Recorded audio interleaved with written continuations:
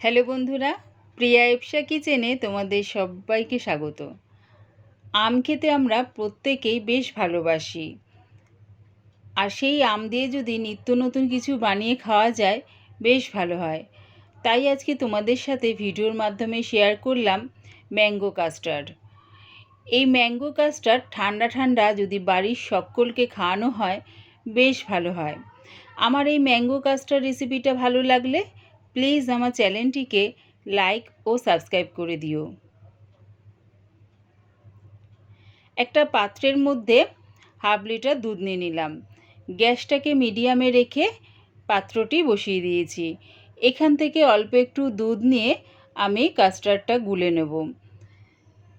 দুধটা গরম হওয়ার আগেই অল্প একটু দুধ তুলে একটা বাটির মধ্যে নিয়ে নিলাম। ওর মধ্যে দিয়ে দিলাম 2 চামচ ভ্যানিলা কাস্টার্ড। কাস্টার্ডটা আমি ভালো করে গুলে নিচ্ছি। কোনো রকম যাতে দানা না থাকে বা ডালা ডালা না থাকে সেইভাবে ভালো করে কাস্টার্ডটা গুলে নেবে।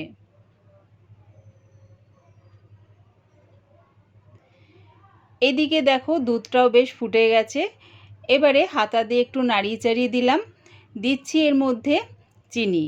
যে যেরকম কাস্টার্ডের মিষ্টি খেতে পছন্দ করো বা আমটা কতটা মিষ্টি আছে সেই অনুযায়ী চিনিটা তোমরা ব্যবহার করো।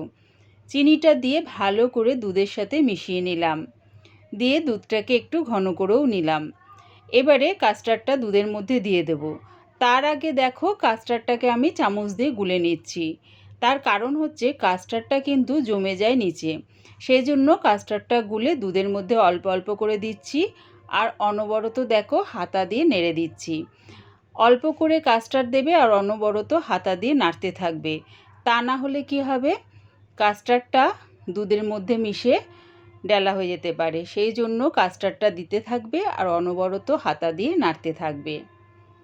কাস্টার্ডটা দিয়ে একটু ঘন করে নিলাম। দেখো যখন দেখবে হাতার এই পেছনে একটা লেয়ার পড়ছে, তার মানে কাস্টার্ডটা দিয়ে আমার দুধটা বেশ ঘন হয়ে গেছে। এর থেকে বেশি আর ঘন করব না। দুধটা নাবিয়ে আমি ঠান্ডা করে নেব। এবারে একটা আম নিয়েছি, আমটাকে টুকরো করে কেটে নেব।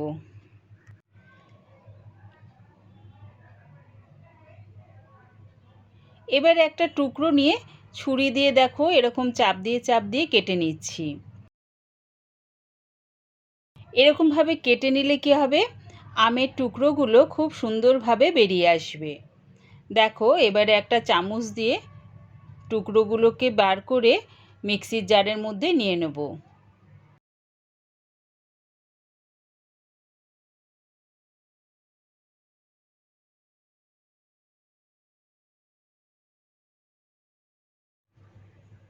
ওই একইভাবে আরেকটা টুকরো নিয়ে দেখো ছুরি দিয়ে প্রথমে একটু কেটে কেটে নিলাম।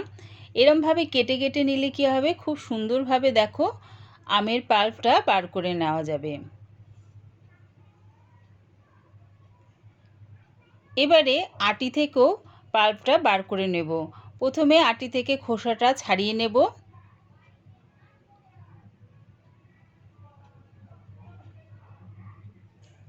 তারপরে একটু হাত দিয়ে চাপ দিয়েই আমি পাল্পটা বার করে নিচ্ছি। এবারে আমের মধ্যে কোনো রকম দুধ বা জল না দিয়েই আমের পেস্টটা আমি বানিয়ে নিলাম। দেখো একদম স্মুথ একটা পেস্ট হয়ে গেছে।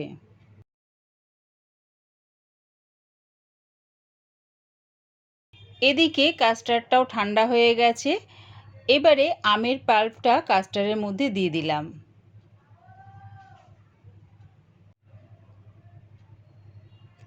আমের পাল্পটাকে দিয়ে কাস্টার্ডের সাথে ভালো করে মিশিয়ে নেব।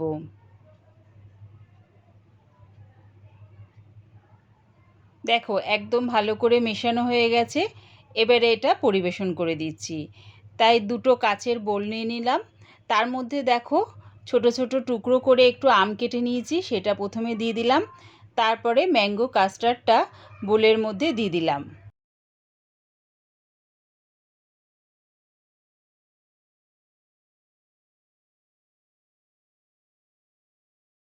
ওপর থেকে গার্নিশিংয়ের জন্য আরও একটু কুচো আম দিয়ে দিলাম। একবার আমার মতন করে এরকম ম্যাঙ্গো কাস্টার্ড বাড়িতে বানিয়ে দেখো, কেমন হয়েছে কমেন্টের মাধ্যমে জানিও। পুরো রেসিপিটা দেখার জন্যে প্রিয়া ইপসা কিচেনের থেকে তোমাদের সবাইকে অনেক ভালোবাসা রইল। আমার এই ম্যাঙ্গো কাস্টার্ড রেসিপিটা ভালো লাগলে প্লিজ আমার চ্যানেলটিকে সাবস্ক্রাইব করে দিও।